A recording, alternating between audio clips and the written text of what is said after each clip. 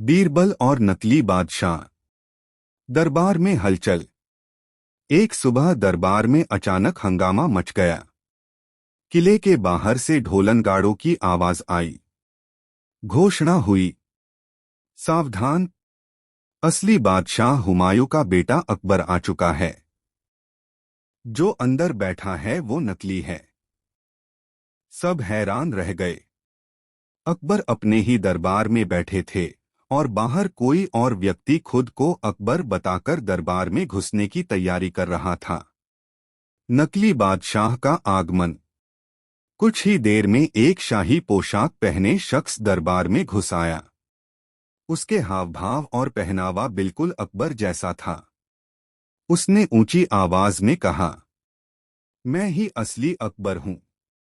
यह जो सिंहासन पर बैठा है यह नकली है। दरबारियों में खुसुर फुसुर शुरू हो गई। कई लोग धोखा खा गए क्योंकि नकली अकबर सचमुच हूबहू असली अकबर जैसा लग रहा था। अकबर की चिंता। अकबर कुछ क्षण सोच में पड़ गए।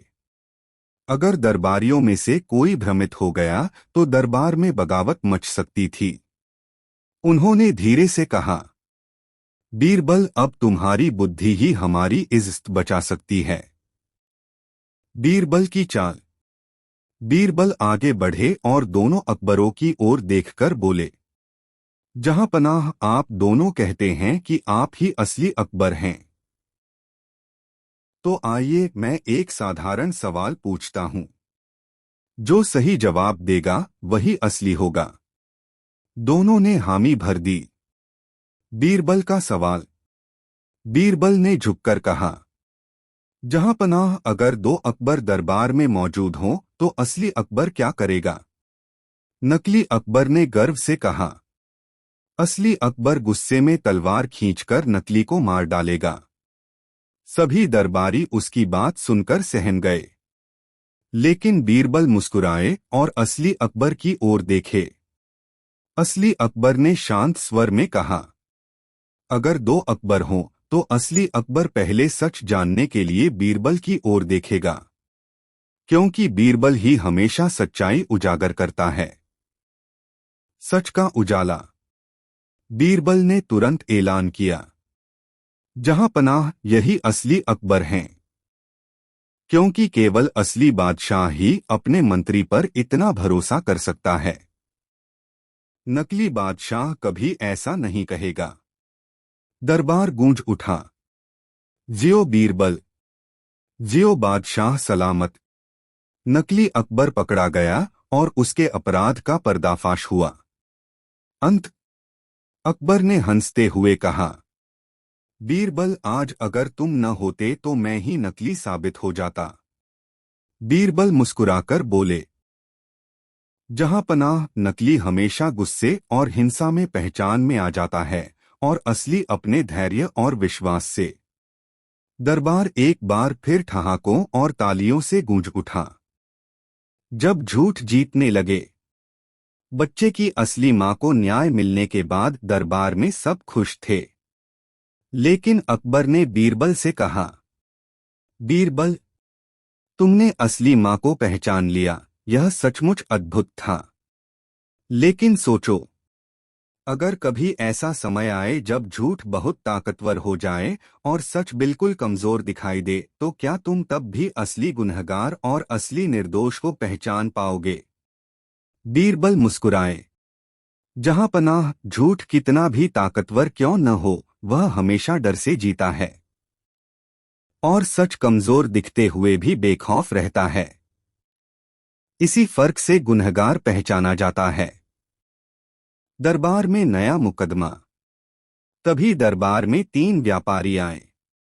उन्होंने एक गरीब मजदूर पर इल्जाम लगाया, जहां पनाह, इसने हमारी तिजोरी से सोने के सिक्के चुरा लिए हैं।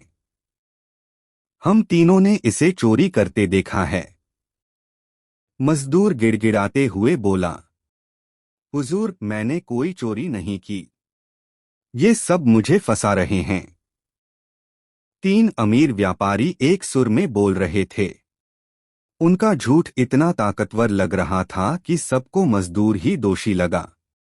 अकबर ने कहा, बीरबल, अब देखना है कि तुम्हारी बुद्धि सच को कैसे सामने लाती है। बीरबल की नई चाल। बीरबल ने तीनों व्यापारियों से कहा, तुम सब दरबार के बाहर जाओ और अपनी पगड़ियां उतारकर एक कमरे में रख दो। जिस पगड़ी पर गुनाह की छाया होगी वही असली गुनहगार की होगी। व्यापारी हैरान रह गए, लेकिन डर के मारे चुपचाप मान गए। कुछ देर बाद जब पगड़ियां लाई गईं, तो बीरबल ने सबके सामने कहा, अब इन्हें पहनकर आओ। तीनों व्यापारी अपनी पगड़ियां पहनकर दरबार में आए। बीरबल अचानक मुस्कुराया और बोला, जहां पनाह, असली गुनहगार वही व्यापारी है जो अभी भी पसीने से तरबतर है, क्योंकि झूठ हमेशा डर के साथ आता है। देखिए, इसकी पगड़ी बार बार फिसल रही है, क्योंकि इसने जल्दी में घबराकर पहन ली। यही है असली चोर, असली सच सामने। सैनिकों ने जब उस व्यापारी के घर की तलाशी ली तो वहां सचमुच चोरी किए हुए सिक्के मिल गए। बाकी दो व्यापारी निर्दोष थे, उन्होंने मजबूरी में गवाही दी थी क्योंकि मुख्य व्यापारी ने उन्हें डराया था। अंत अकबर ने गुस्से में आदेश दिया, इस चोर व्यापारी को जेल में डाल दो और गरीब मजदूर को इनाम देकर उसकी इज्जत वापस करो। फिर अकबर ने हंसकर बीरबल से कहा, तुम सचमुच कमाल हो। जब झूठ जीतने लगता है तब भी तुम्हारा दिमाग सच को सामने खड़ा कर देता है। बीरबल झुककर बोला, जहां पनाह, सच कभी हारता नहीं, बस उसे सामने लाने वाला चाहिए। दरबार तालियों से गूंज उठा। यह था कहानी का अगला भाग, जब झूठ जीतने लगे। कौन है असली मां? बीरबल का फैसला। एक दिन अकबर के दरबार में दो औरतें आईं। दोनों एक छोटे बच्चे को लेकर झगड़ रही थीं। पहली औरत बोली, जहां पनाह, यह बच्चा मेरा है, इसे मुझसे छीन लिया गया है। दूसरी औरत भी रोते हुए बोली, नहीं, यह बच्चा मेरा है। यह झूठ बोल रही है। दरबार में खुसुर फुसुर होने लगी। मामला बहुत पेचीदा लग रहा था। अकबर ने गुस्से में कहा, दोनों ही कह रही हैं कि बच्चा उनका है। आखिर सच कौन बोल रहा है? सारा दरबार चुप हो गया। फिर अकबर ने बीरबल की तरफ देखा। बीरबल, तुम्हें ही फैसला करना होगा। बताओ, असली मां कौन है? बीरबल की चालाकी। बीरबल ने कुछ पल सोचा और कहा, जहां पनाह, इस झगड़े का फैसला अभी हो सकता है। सैनिक, बच्चे को दोनों औरतों के बीच रख दो।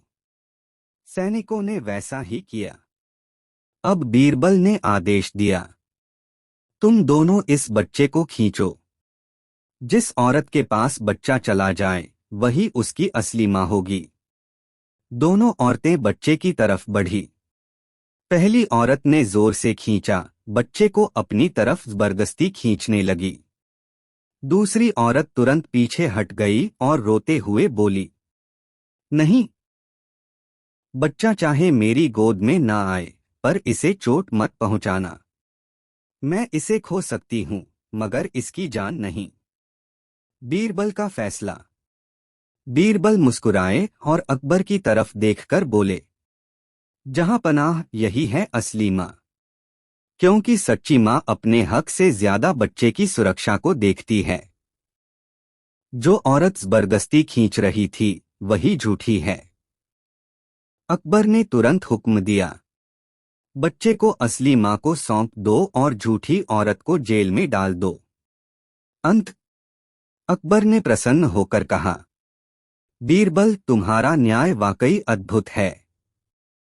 आज तुमने साबित कर दिया कि सच्चाई चाहे कितनी भी छुपाई जाए, मां के प्यार से बड़ी कोई गवाही नहीं होती।